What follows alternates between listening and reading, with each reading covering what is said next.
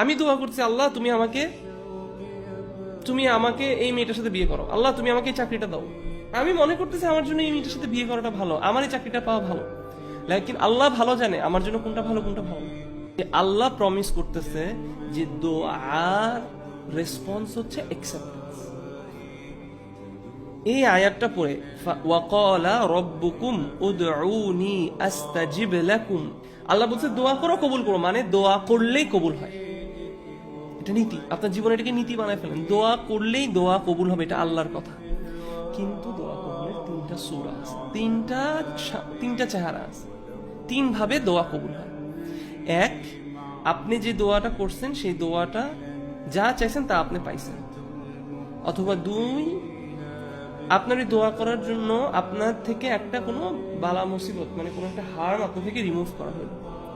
অথবা তিন, আপনি যে দোয়াটা করছেন, আপনি যা চাইছেন সেটা আপনাকে দেওয়া হয়নি, কিন্তু সেটার রিওয়ার্ড আপনার জন্য আখিরাতে জমা রাখা হয়েছে।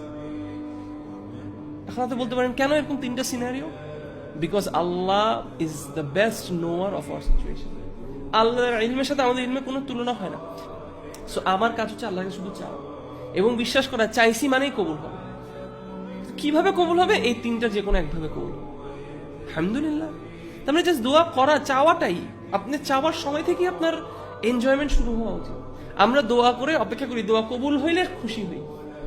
দোয়া যে করতে পারছি, দ্য তৌফিক আমি যে পাইছি, দোয়া করার তৌফিকটা যে আমি পেয়েছি, এখান থেকে আমার খুশি হওয়া সুবহানাল্লাহ। এবং দোয়া থেকে দূরে থাকা ইজ অ্যারোগেন্স, এটা হচ্ছে অহংকার। দোয়া থেকে দূরে থাকি এবং আমরা দোয়া করা তো আমরা শিখি না। সুবহানাল্লাহ।